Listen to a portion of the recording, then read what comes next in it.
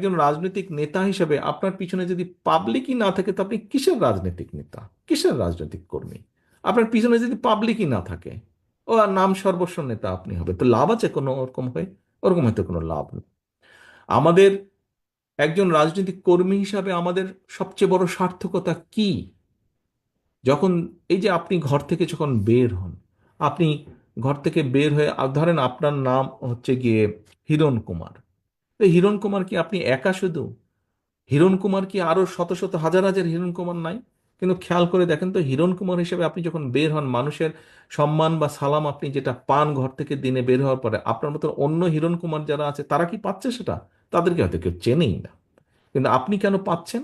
আপনি এই জন্য পাচ্ছেন যে আপনি এই দলের একজন নেতা, সেই জন্য কিন্তু আপনি সম্মান পাচ্ছেন, মানুষের 10টা মানুষের সালাম পাচ্ছেন।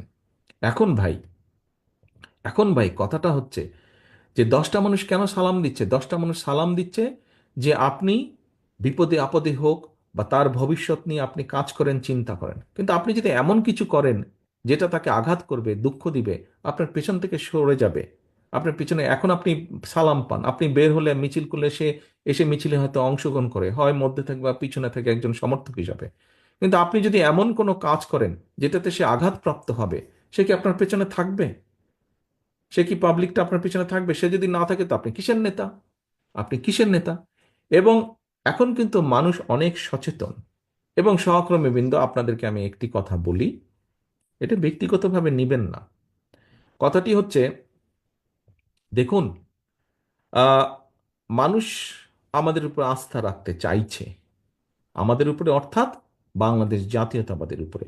মানুষ অর্থাৎ দলমত নির্বিশেষে সাধারণ মানুষ যারা ভোটার এই দেশের, তারা বিএনপির উপরে আস্থা রাখতে চাইছে। এই আস্থা যদি নষ্ট করার জন্য কেউ কোনো কাজ করে, এমন কোনো কাজ করে যেটাতে আস্থা নষ্ট হবে, তাহলে ভাই তাকে তো আমাদের পক্ষে, আমার পক্ষে টানা সম্ভব না, টানবো না আমি তাকে তাকে